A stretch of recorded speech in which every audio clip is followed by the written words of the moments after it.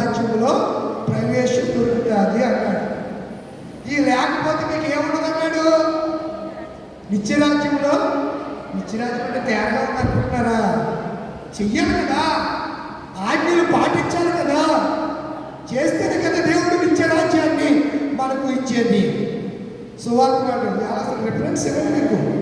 ఇందులో మీకు వాడు మ్యాప్ ఉంది, ఇంకెక్కడ చెప్తూ టైం అయిపోయింది. యోహాను సువార్త చదువుకున్న లేఖనంలో యోహాను సువార్త 6వ అధ్యాయం 36 మీరు నన్ను చూచి ఏం చేస్తున్నారు మీరు చెప్పండి. ఎవరంటున్నారు? చూచి ఏం చేయట్లేదండి మీరు? విశ్వసించట్లేదు. విశ్వసించే వాటిలో ఏముంటాయి? 7 సద్గుణాలు ఉంటాయి. వాడు ఎలా ఉన్నాడు? సోమరులుగా పనికిరాని వాళ్ళు. ఆ మాట కూడా మ్యాక్సిమం చేసుకోండి. పనికిరాని వాళ్ళకి ఎవరికి ఉపయోగం లేదు. వారు సంఘంలో ఉంటున్నాయి. ఏంటి ఉపయోగం? పెద్ద బాడీ వేసుకుని ఆకారంతో ఉంటే సరిపోదండి. దేవుడికి పాట పాడే కళ ఇస్తే పాడాలి, బిగ్గరగా స్వరం ఎత్తి గాలనాపన చేయాలి, ప్రార్థన చేయాలి, వాక్యం చెప్పాలి. మీరు ఎలా చెప్తారు కానీ మీరు అవకాశం ఎందుకేమో బుద్ధిలోనే డబ్బే ఇవ్వడం. నువ్వు సరిగా నీ అడుగులు సరిగా ఉంటే, నువ్వు సరిగా ప్రణాళిక పలుకుతూ చక్కగా డాక్టర్స్ ప్రకారం దేవుని యొక్క విశ్వాస ప్రమాణంలో నువ్వు వాక్యాలు చెప్తానంటే వాక్యం ఎందుకేమో ఎవరు సంగతి రాగా అసలు నేనైతే ఖచ్చితంగా వెళ్తాను అంతే. 99% 100% ఇచ్చి తీరుతానంతే. అతిరేకమైన స్వార్థమే ఉండదు. ఇక్కడ దేవుడు అంటున్నాడు కదా, యేసు ప్రభువు స్వయంగా చెప్తున్నమాట, మీరు నన్ను చూచి విశ్వాసంగా ఉండాలని మీతో చెప్పింది. తండ్రి నాకు అనుగ్రహించి వారందరూ నా ఎద్దకు వద్దురు, నా ఎద్దకు వచ్చి వారిని ఎక్కడికి తోసేడు? బయటికి నా ఎద్దకు రండి. వస్తే నేను ఎప్పుడు కూడా మిమ్మల్ని నన్ను చూస్తున్నాను కదా, విశ్వసించండి. విశ్వసించిన వారు నా ఎద్దకు వస్తే నేను కాదు కదా, నా తండ్రి కూడా మిమ్మల్ని బయటికి త్రోసివేయడు. నా ఇష్టం నెరవేర్చుకోవడానికి రాలేదు. ఒకవేళ మీరు అనుకుంటున్నారేమో నా ఇష్టం నెరవేర్చుకోవడానికి మీరు రాలేదు. నన్ను పంపిన ఆయనే మాట్లాడేటప్పుడు అలా మాట్లాడుతున్నాడు అంతే. నువ్వే చెప్పవలసి వచ్చినప్పుడు మా నాన్న అడిగి చెప్తానండి అంటారు. మా అమ్మని అడిగి చెప్తాను. ఇంకా అమ్మ నాన్న కాలం చేసేందుకు వాళ్ళు ఒక ఇంటికి పెద్దన్ని ఉన్నాడండి, మా అన్నీని.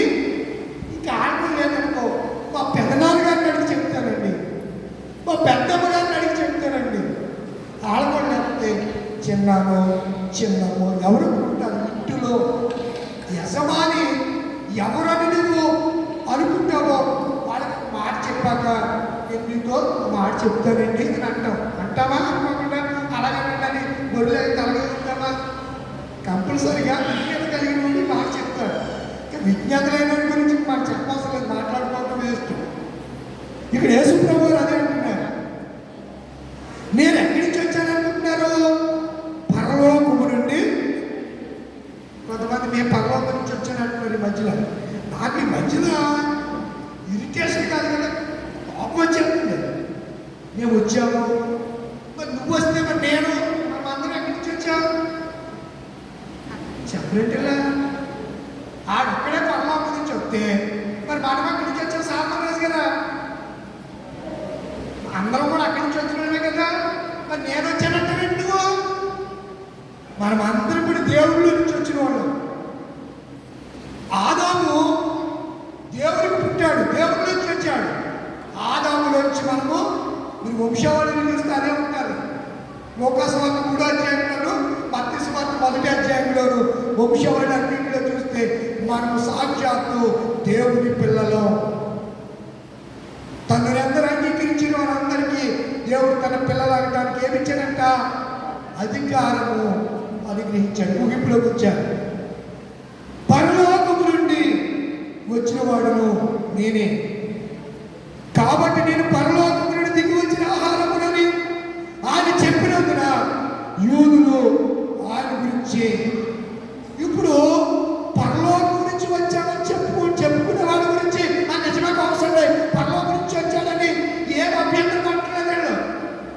యేసు ప్రభు వారు దేవుడు అయింది ఎప్పుడైనా సరే నిజం నిప్పులాడుదండి. నిజాన్ని ఎవడు తట్టుకోలేడు. నిజాన్ని ఎవడు తట్టుకోలేడు. అబద్ధం చెప్తే తట్టుకోగలరు. అబద్ధం ఇప్పుగా ఉంటుంది, సొప్పుగా ఉంటుంది, తీయగా ఉంటుంది, మధురంగా ఉంటుంది, మత్తుగా ఉంటుంది, ఇష్టంగా ఉంటుంది. కష్టమనిపించదు అబద్ధం. ఇక్కడ అంటున్నారు కదా, పరలోకము నుండి దిగి వచ్చిన ఆహారం అని చెప్పినది. యూదులంట చదువుకున్నారు, మనం పరలోకం నుంచి వచ్చామని, పరలోకం నుంచి అందరం వచ్చాం, నేను వచ్చానని మాత్రం చెప్పకూడదు. అందరూ దేవుడి దగ్గర నుంచి వచ్చి ఇక్కడ దెయ్యాన్ని మారిపోయారంతే. దేవుడి రూపంతో వచ్చాం, దెయ్యం రూపం వచ్చేసి కనుక దెయ్యం రూపంలో నుంచి మళ్ళా దేవుడి రూపంలో మార్చడానికి ఆయన సొగసైనను స్వరూపమైనను లేనివాడిగా శిలువలో మనందరి కొరకు ఆయన తన రక్తాన్ని కార్చారు. అంటారు వాళ్ళు అంటున్నటువంటి మాట 46వ వచనం ప్రభు చెప్తున్నటువంటి మాట, దేవుని ఎదుటి వచ్చినవాడు తప్ప మరి ఎవడును నేనే దేవుడిరా అని అంటున్నాడు. నేనే దేవుడును అయ్యా, నేనే గొర్రెలకు ద్వారమును, నేనే మార్గము జీవమును, నేను అనువాడను ఉన్నవాడను, నిన్న నేడు యాకిరీతిగా ఉన్నాను, నేనే దేవుడను, మరి ఏ దేవుడును మీకు లేడు. నేను నేను అని ఆ పదము ఒక్క దేవుడికి తప్ప మరి ఎవరికి అప్లై చేయకండి. మరి ఎవరికి కూడా మనం కూడా నేనండి, నేను పెద్ద గొప్పవాడండి అని ఎప్పుడు కూడా మనం అనకూడదు. మన నోటితో కూడా పేతురేమన్నాడు, నేను క్రీస్తు యేసు. అతను ఎంత ఉంటే సచ్చిని సేవలు వేసుకునేవాడి, శృంగారమైన దేవాలయం ఉంటే భిక్షపడుకుని వాడు చూసి కుంటోండి, రే మా దగ్గర వెండి బంగారాలు లేవురా, లేచి వెంటనే దిక్కున లేచి పాటలు పాడుతూ ఎక్కడికి వెళ్ళిపోయాడు. వాళ్ళతో పాటు శృంగారమైన దేవాలయంలోనికి వెళ్ళాడు కదా. అలాంటి పేతురు ఏమంటాడు, నేను క్రీస్తుకు. యేసు ఏమంటున్నాడు, నేను ఈయన తండ్రిని చూచి ఉన్నాడు, విశ్వసించేవాడే నిత్య జీవం గలవాడు. ఏ ఆహారం? ఈ వాక్యం ఎవరు? చెప్పండి, ఈ వాక్యం ఎవరు? జీవాహారం ఎవరు? వాక్యము దేవుడు, జీవాహారము నేనే. మీరు పాడతారు కదండి, మన ఆధార్ కూడా పాడారు, జీవాహారమా చిరజీవానము నిచ్చి. చాలండి. జీవాహారం ఎవరు? ఆయనే. ఇప్పుడు జీవాహారం ఎలా ఉంది? వాక్యమై ఉంది. ఇప్పుడు జీవాహారం ఏమై ఉంది చెప్పండి? వాక్యమై ఉంది. వాక్యమై ఉన్నది జీవాహారం. దేవుడు ఏమై ఉన్నాడు? వాక్యమై ఉన్నాడు. Word of God. దేవుడు వాక్యమై ఉన్నాడు కనుక దేవుడిని మనం ఏం చేయాలి? విశ్వసించాలి. విశ్వసించిన వాళ్ళు గుణాలు ఉంటాయి. గుణం కలిగిన వాడు సోమరుడుగా ఉన్నాడు. అలాంటి వాడికి పరలోక రాజ్య ప్రవేశం ఈజీగా దేవుడు అనుగ్రహిస్తాడు. ఎవరైతే అలా విశ్వాసంతో ఉంటారో వారిని దేవుడు నీటి బుగ్గల యొద్దకు నడిపిస్తాడు. అక్కడ ఎండ అయినను ఎండ మాలి అయినను ఉండదు.